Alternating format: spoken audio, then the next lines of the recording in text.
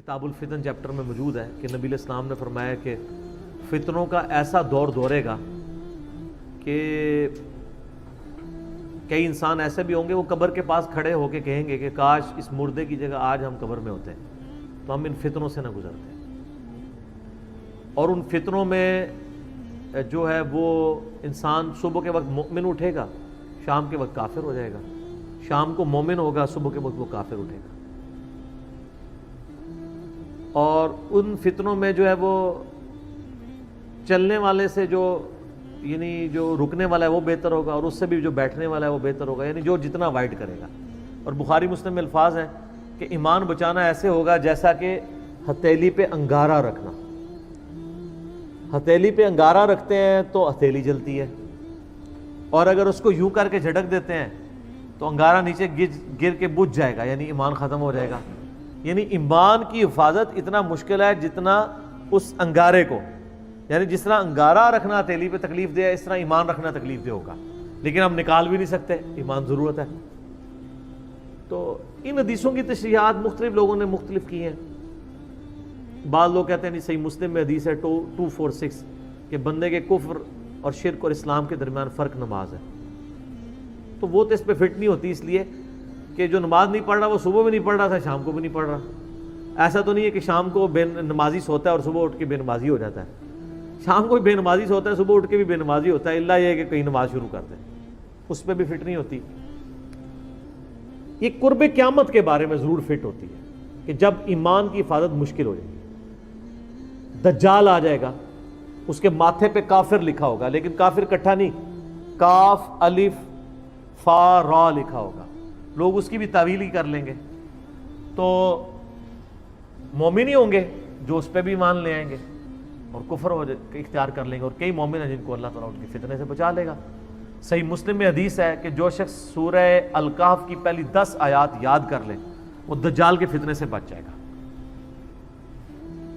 یہ روزانہ ایک دفعہ پڑھ لیا کرے تو یاد ہو جائے گی. الحمدللہ الذی انزل علی عبدہ الکتاب سے لے کے ربنا آتنا من لدنک رحمۃ وہیئ لنا من امرنا رشدا.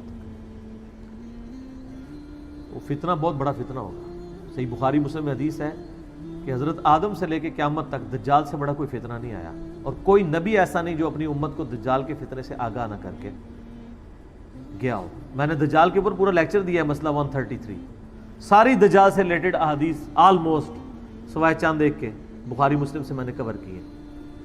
تو اس زمانے کے لیے کہ وہ ظاہر ہے دجال پہ لوگ ایمان لے آئیں گے، اللہ تعالیٰ اس کو ایسی یعنی صلاحیت دے گا، لیکن ظاہر ہے وہ آزمائش کے لیے ہوگی. زمین سے سبزہ اگائے گا، آسمان سے بارش برسائے گا. ایک مؤمن کھڑا ہو جائے گا کوئی علمی کتابی قسم کا، میں ثابت کروں گا علمی کتابی ہوگا، وہ کہے گا تو دجال ہے، وہ کہے گا میں رب ہوں مجھے رب مانو، وہ کہے گا میرا رب تو کانا نہیں تو کانا ہے، وہ کہے گا دیکھو میں سبزہ اگا رہا ہوں، میں بارش برسا رہا ہوں، یہ اللہ کی کوالٹیز ہیں، تو مجھے رب مانو. وہ کہے گا نہیں، مجھے میرے نبی کی حدیث پہنچی ہے کہ تو دجال ہے. تو یہ کون ہوگا؟ کارنامے اور کرتب دیکھ کے مندے ہو جانے والے اور علمی کتابی. حدیث تو علمی کتابی بات ہے نا، وہ دیکھ کے بھی نہیں مانے گا. وہ کہے گا کہ اچھا نبی صاحب فرماتے ہیں اس کے ساتھ آگ بھی ہوگی اور جنت بھی ہوگی. وہ آگ دراصل جنت ہوگی، اور جو جنت ہے وہ اصل میں دوزخ ہوگی. اپنے ماننے والوں کو وہ جنت میں پھینک رہا ہوگا، اصل میں دوزخ میں جا رہے ہوں گے، اور دوسروں کو وہ آگ میں پھینک رہا ہوگا، وہ جنت میں جا رہے ہوں گے. دنیا سے تو خیر چلے جائیں گے. تو نبی صلی اللہ علیہ وآلہ وسلم فرماتے ہیں، بخاری مسلم کے الفاظ ہیں، ایک مؤمن کھڑا ہوگا اور کوئی کہے گا تو دجال ہے. وہ کہے گا میں اتنے کرتب کر ہوں مجھے مانو، کہے گا میں نہیں مانتا، مجھے نبی کی حدیث پہنچی ہے. تو وہ بھرے مجمع میں اس کو قتل کر کے اس کے سر پہ آرا چلا کے اس کے جسم کے 2 ٹکڑے کر دے گا، ایک ٹکڑا اس طرف اور ایک اس طرف، اور پھر اس کے درمیان چلے گا، یہ انشور کرنے کے لیے کہ واقعی میں نے 2 ٹکڑے کیے ہیں، نظر کا دھوکہ نہیں ہے. تو سر پہ سارے بزرگوں کو ماننے والے تو کہیں گے سر تو ہٹ جائے تو پھر کوئی نہیں، آج تے شیخ افضل خان جنانی ہی تو سی ہو. حالانکہ وہ بھی جھوٹ ہے، انہوں نے بھی کہڑا مردہ زندہ کیتا ہے. پھر وہ 2 ٹکڑوں کو جوڑے گا اور دوبارہ اس بندے کو زندہ کر لے گا اور کہے گا ہاں اب تو میں نے تجھے مار کے زندہ کیا، اب مجھے خدا مان.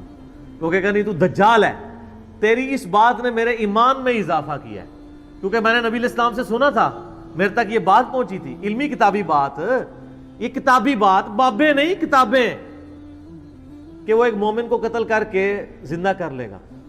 اور نبی علیہ السلام کے الفاظ ہیں کہ وہ مومن اس وقت روئے ارض کا سب سے بہترین شہید ہوگا.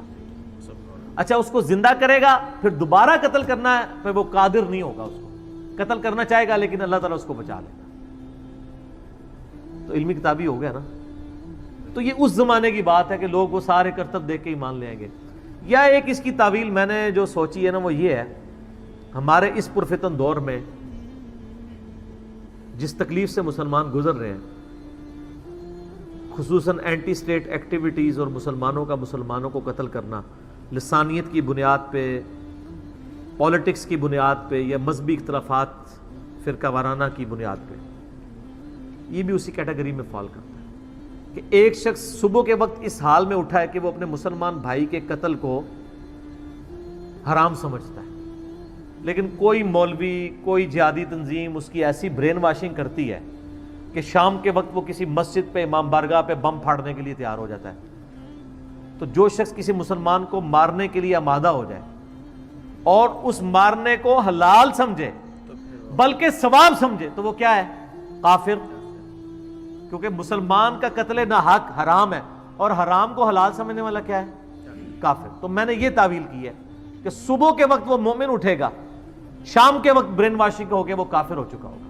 شام کو مومن تھا، صبح کے وقت، رات کے وقت وہ کہیں اس کو برین واشنگ کی انہوں نے، صبح کے وقت وہ کسی پہ مسلمان کے قتل پہ آمادہ ہو گیا اور قتل جیسے بڑے گناہ کو حلال سمجھ لیا، کافر ہو گیا.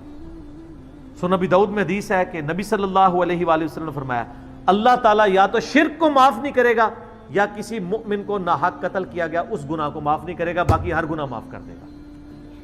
لہٰذا یہ جو قرآن کی آیت ہے نا، آیت نمبر 48 اور 116 سورہ نساء کی، ان اللہ لا یغفر ان یشرک بہ ویغفر ما دون ذلک لمن یشاء، اللہ شرک کو معاف نہیں کرے گا، اس کے علاوہ ہر گناہ جس کے لیے چاہے گا معاف کر دے گا، مگر جس کے لیے چاہے گا. تو اس میں اشارہ ملتا ہے کہ شرک کے علاوہ بھی کوئی ایسے گناہ ہیں جو کسی کے لیے معاف نہیں ہوں گے، اور وہ نبی علیہ السلام نے فرما دیا قتل ناحق ہے، کیونکہ قتل ناحق کفر ہے. آپ مومن کے قتل کو حلال سمجھے ہوئے. سورہ نساء میں بھی ہے، میرا مسئلہ 28 پورا ریکارڈڈ ہے کہ جس نے کسی مومن کو ناحق قتل کیا اس کی جزا ہمیشہ کے لیے دوزخ ہے، ہمیشہ کے لیے، کیونکہ اس نے حلال سمجھ لیا نا اس کو، حرام کو حلال. ایک بندہ زانی ہے، گناہگار ہے، لیکن ایک زنا کو کہتا ہے میں حلال سمجھتا ہوں، وہ کافر ہے. کسی بھی شریعت کی حرام کو حلال سمجھنا، حرام کو حرام سمجھتے ہوئے کرنا گناہ ہے، حرام کو حلال سمجھتے ہوئے کرنا کفر ہے. تو بڑا سینسٹیو معاملہ ہے. تو یہ بھی پرفتن دور میں ہو سکتا ہے. اس کو سپورٹیو وہ بخاری مسلم میں حدیث ہے کہ نبی علیہ السلام نے فرمایا قیامت کے قریب حرج عام ہو جائے گا. صحابہ نے کہا حرج کیا ہے؟ تو فرمایا کہ قتل، خون ریزی. قاتل کو نہیں پتا ہوگا کہ وہ کیوں مار رہا ہے، اور مقتول کو نہیں پتا ہوگا کہ مجھے کیوں قتل کیا جا رہا ہے. سر جو لوگ مسجد میں نماز پڑھنے گئے ہیں یا امام بارگاہ میں گئے ہیں یا کسی جلسے جلوس میں گئے ہیں، ان بیچاروں کو تو پتہ ہی نہیں تھا کہ ہمیں کیوں مارا جا رہا ہے. اور جو مارنے والا ہے اس کو بھی نہیں پتا میں کیوں مار رہا ہوں، اس کی بھی برین واشنگ ہوئی بھی ہے. تو یہ بہت خطرناک معاملہ ہے. تو میرے خیال میں کہ یہ حدیث جو قرب قیامت میں صبح مومن اور شام کو کافر، وہ اس طرح کی ایونٹس کے اوپر فٹ بیٹھتی ہے. لہٰذا کوئی اگر اس چنگل میں پھنسا ہوا ہے تو وہ اپنی اصلاح کے لیے کوشش کرے. 2008-9 کی بات ہے، میں ایک مسجد میں تھا تو وہاں مجھے ایک بندہ ملا، وہ مجھے بتانے لگا، وہ کہتا ہے میں نے تو باقاعدہ خودکش یعنی جیکٹ بھی پہن لی تھی، پورا ارادہ کر لیا تھا. یہ ان دنوں کی بات کر رہا ہوں جب یہ بہت چیزیں عام تھیں، یعنی یہ ضرب عضب سے بہت پہلے کی بات کر رہا ہوں. تو پھر کہہ رہا ہے کہ مجھے اللہ نے ہدایت دی ہے اور چیزیں مجھے سمجھ آئی ہیں، لیکن اس وقت تو کہتا ہے میری مت ماری گئی تھی، تو مجھے کہیں پہ بھی پھینکتے تو میں نے کام کر لینا تھا. تو یہ جناب برین واشنگ بڑی بری چیز ہے. اللہ تعالیٰ مسلمانوں کو مسلمانوں کے شر سے پہلے نمبر پہ بچائے اور کافروں کے شر سے دوسرے نمبر پہ بچائے. کیونکہ مسلمان تو آپ کو ثواب سمجھ کے قتل کریں گے، کافر تو دشمنی میں کریں گے. ان کا تو چانس ہے کبھی آپ کو معاف کر دیں، لیکن جو ثواب سمجھ کے آپ کو قتل کر رہا ہے نا وہ تو انشاءاللہ جب تک وہ اپنی جنت پکی کروا کے آپ کو جنت میں بھیج کے اپنی جنت پکی نہیں کرواتا نا، اس وقت تک اس کو سکون نہیں آنا. ٹھیک ہو گیا.